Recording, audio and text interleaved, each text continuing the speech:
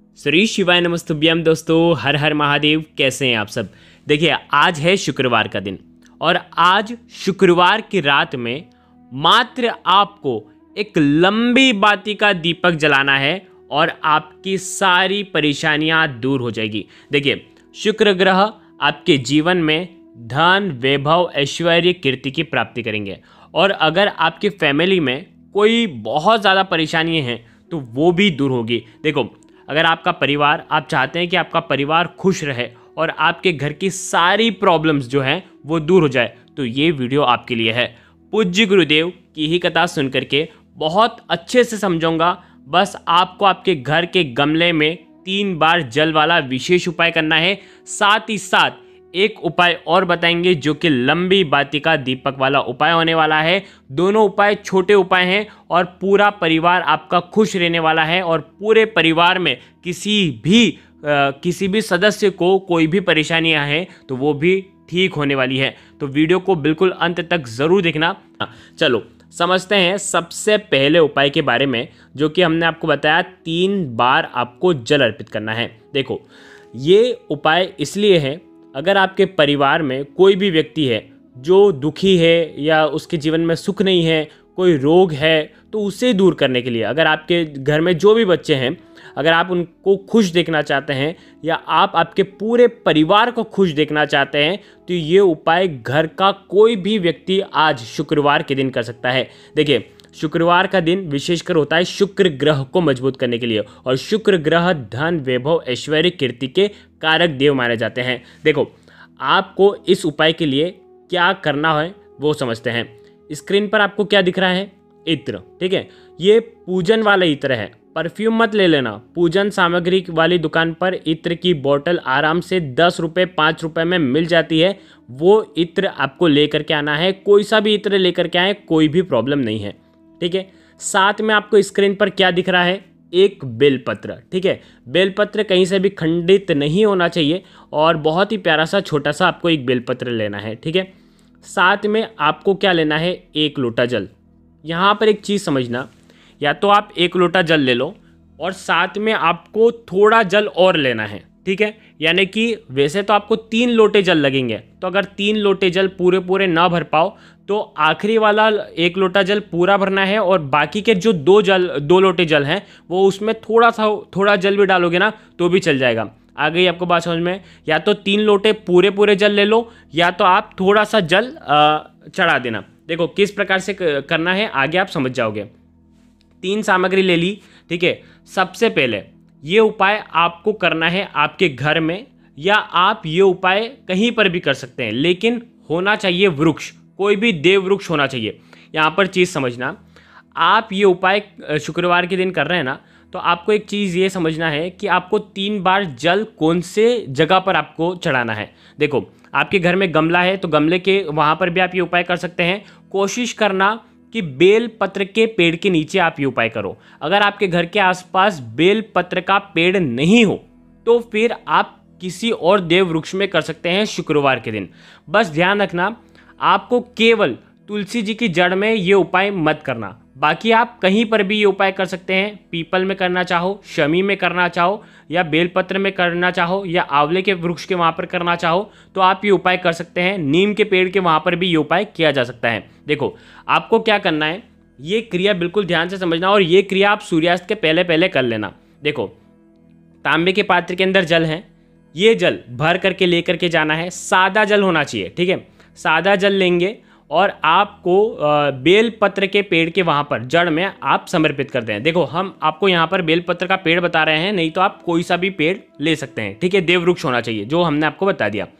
वहाँ पर श्री शिवाय नमस्तुभ्यम का जाप करते हुए आपको ये पूरा जल आपको अर्पित कर देना है। 1 लोटा जल आप पूरा अर्पित कर दें। देखो, अगर 1 लोटा पूरा जल नहीं ले पाते हो ना, थोड़ा जल भी ले करके आ सकते हो और वो जल आप अर्पित कर सकते हो, लेकिन तांबे के पात्र से ही आपको जल अर्पित करना है।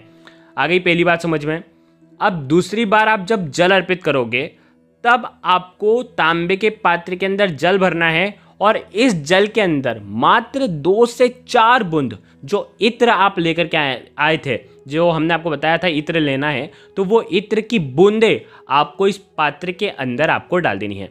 आ गई इतनी बात समझ में, इत्र वाला जल हो गया। अब ये इत्र वाला जल आपको क्या करना है, आपकी कामना सोचना है, जो भी आपकी इच्छा है, आपका परिवार खुश रहे, आप जो भी मनोरथ करोगे, जो भी इच्छा करोगे वो मन में सोचना है। और ये इत्र वाला जल दूसरे नंबर पर आपको समर्पित करना है। कहाँ पर, जिस भी देव वृक्ष में आप अर्पित कर रहे हो वहाँ पर आपको अर्पित कर देना है, ठीक है, चढ़ा देना है। श्री शिवाय नमस्तुभ्यम का जाप करते हुए। आ गई आपको बात समझ में। अब आपको लेना है 1 लोटा जल और, ठीक है, ये तीसरा लोटा जल हो जाएगा।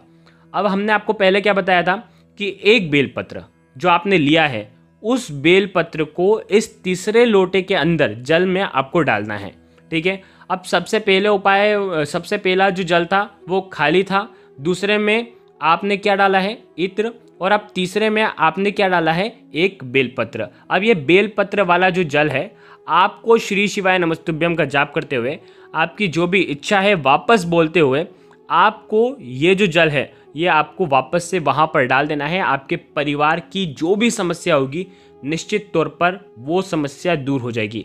3 लोटे जल, सादा, इत्र और बेलपत्र, ये 3 लोटे जल वाला उपाय था, विशेष उपाय था। और आज ये शुक्रवार के दिन आप कर सकते हैं, या आने वाले शुक्रवार पर भी ये उपाय कर सकते हैं। अगर आज नहीं कर पाते हो ना, तो आने वाले शुक्रवार पर ये उपाय किया जा सकता है। आ गई आपको बात समझ में।